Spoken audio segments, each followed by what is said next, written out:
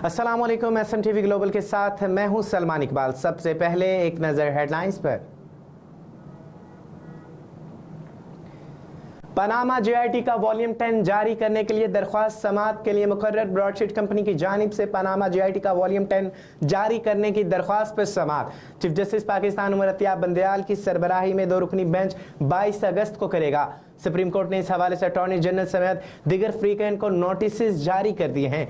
Broadsheet company का मौक़िफ़ है कि शरीफ खानदान की गैर मुल्की जायदादों की तलाश में नैब की मावनत की, लेकिन नैब ने जायदादों की तलाश का मुआवजा अदा नहीं किया और ब्रॉडशीट ने बरतानी की अदालत में नैब के खिलाफ वाजबात के हसूल के लिए मुकदमा दायर किया था और ब्रॉडशीट ने पनामा JIT का वॉल्यूम 10 फराहम करने का हुक्म जारी करने की इस्तदा की थी। ब्रॉडशीट कंपनी वॉल्यूम 10 को बरतानवी अदालत में बतौर सबूत पेश करना चाहती थी।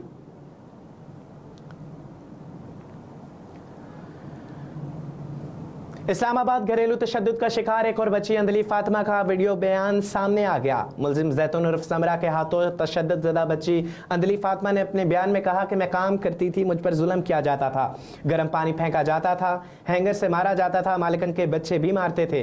अंजलि फातिमा को पेट और चेहरे पर भी जख्मी किया गया। बच्ची का कहना था कि मुझ पर 2 बार कुत्तों को भी छोड़ा गया। मामू ने बदतमीजी की, जब मालिकन समरा को बताया तो मुझे उल्टा मारा। डरी हुई थी, किसी को कुछ नहीं कह सकती थी। कमसन बच्ची का कहना था कि सेक्टर G15 के जिस घर में गुज़िश्ता 1 माह से काम कर रही थी, इसकी मालिकन इसे तावीज़ भी पिलाया करती थी। बच्ची की वालदा के मुताबिक जब वो बच्ची से मिलने गई तो इसे तशद्दुद ज़दा रोते पाया गया। बच्ची की टांगों पर जलने के निशानात भी जाहिर हैं।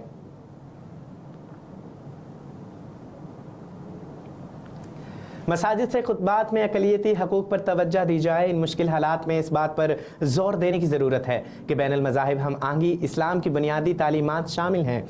निगरान वज़ीर आला मोहसिन नकवी का बयान फैसलाबाद की तहसील जड़ावाला में जलाओ घेराव के वाक़यात के बाद आया, जबकि मसीह बरादरी के मुतअद्दिद मकानात को तोड़ फोड़ कर नज़र आतिश कर दिया गया। समाजी राब्ते की वेबसाइट ट्विटर पर एक पैगाम में निगरान वज़ीर आला पंजाब मोहसिन नकवी ने कहा कि आज जुमा के खुतबात के दौरान कुरान पाक और नबी करीम सल्लल्लाहु अलैहि वसल्लम की तालीमात की रोशनी में अक़लियतों के हकूक़ पर रोशनी डाली जाएगी। उनका कहना था कि कौम को अमन को दरहम बरहम करने की कोशिश करने वालों को बेनकाब करने के लिए मजहबी उलमा का मशकूर हूँ।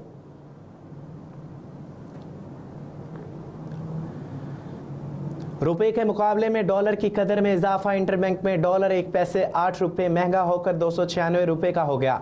रुपए के मुकाबले में रोज़ बरोज़ डॉलर की कीमत में इजाफा हो रहा है। कारोबारी हफ्ते के इख्तिताम पर डॉलर 1.08 महंगा हो गया। ओपन मार्केट में डॉलर की कदर 1 रुपये के इजाफे से कीमत 302 रुपये पर आ गई। याद रहे कि IMF ने इंटरबैंक और ओपन मार्केट में डॉलर रेट में फ़र्क सिर्फ 1.25% रखने की शराइत आयद कर रखी हैं।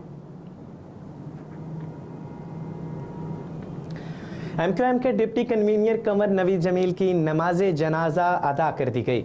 कंवर नवीद ब्रेन हेमरिज के शिकार हुए थे और कोमा की हालत में कराची के निजी अस्पताल में ज़ेरे इलाज थे।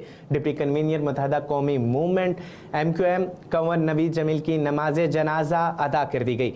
साबिक़ वज़ीर आला सिंध मुराद अली शाह, नासिर शाह, गवर्नर सिंध कामरान टेसोरी, मुस्तफ़ा कमाल, अनीस कायम खानी समेत साबिक़ गवर्नर इमरान इस्माइल ने मरहूम की नमाज जनाजा में शिरकत की। कंवर नवीद जमील तवील अदालत के बाद कराची में इंतकाल कर गए थे। कंवर नवीद जमील 28 जून 2022 को ब्रेन हेमरिज के शिकार हुए थे। इसके बाद कोमा की हालत में कराची के निजी अस्पताल में ज़ेर इलाज थे। कई माह तक निजी अस्पताल में ज़ेर इलाज रहने के बाद इन्हें 2023 में कुछ अर्सा के लिए घर मुंतकिल कर दिया गया था, लेकिन अगस्त में इनकी तबीयत दोबारा नासाज हुई और इन्हें दोबारा अस्पताल मुंतकिल किया था।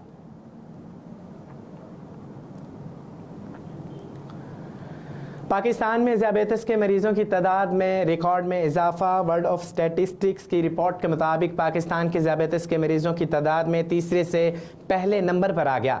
पाकिस्तान में ज़ियाबेतिस के मरीजों की तादाद में रिकॉर्ड में इजाफा हुआ।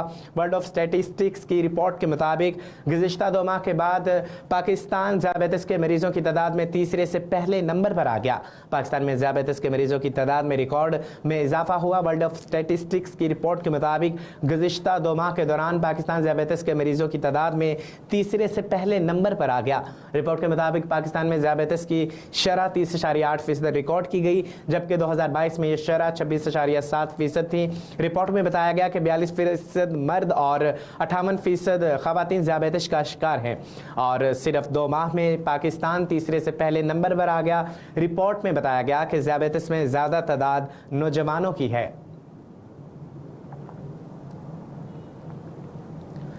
सूबा खैबर पख्तूनख्वा की निगरान काबीना के लिए 11 नामों की हतमी मंजूरी दे दी गई। काबीना में कोई मशीर या मुआमले खसूसी नहीं होगा। काबीना में सिर्फ वज़रा को ही शामिल किया जाएगा। ज़राए का कहना है कि निगरान काबीना में डॉक्टर सरफराज अली शाह और इंजीनियर अंजम बहरूर खान शामिल होंगे। इसके अलावा साबिक वज़ीर आला परवेज़ खटक के प्रिंसिपल सेक्रेटरी मोहम्मद इशफाक को भी निगरान वज़ीर आला लगाने का फैसला किया गया है। जस्टिस इरशाद कैसर और डॉक्टर रियाज अनवर नई निगरान काबीना का भी हिस्सा होंगे, जबकि आमिर अब्दुल्ला और आसिफ रफ़ीक अफरीदी को भी शामिल किया जाएगा। सूबाई वज़ीर इत्तलात मियाँ फ़िरोज़ जमील शाह, काका खील और मसूद शाह के नामों को भी मंजूरी दी जा चुकी है। ज़राए का कहना है कि निगरान वज़ीर आला ने गुज़िश्ता रोज़ काबीना में शमूलियत से कबल मुलाकातें की, जिनमें इंजीनियर आमिर नदीम दौरानी, नजीबुल्लाह भी शामिल हैं। व्हाट्सएप ने नई स्क्रीन लॉक फीचर मुतारिफ करा दिया। व्हाट्सएप को गैर मजाज रसाई से दूर रखेगा। व्हाट्सएप एप्लीकेशन ने सारिफिन को बेहतरीन सिक्योरिटी फराहम करने के लिए स्क्रीन लॉक फीचर का मुतारिफ करवा दिया और ताकि गैर मजाज अफराद पैगाम तक रसाई ना कर सकें। फ़िलहाल ये फ़ीचर व्हाट्सएप मेटा सारिफिन के लिए दस्तियाब होगा।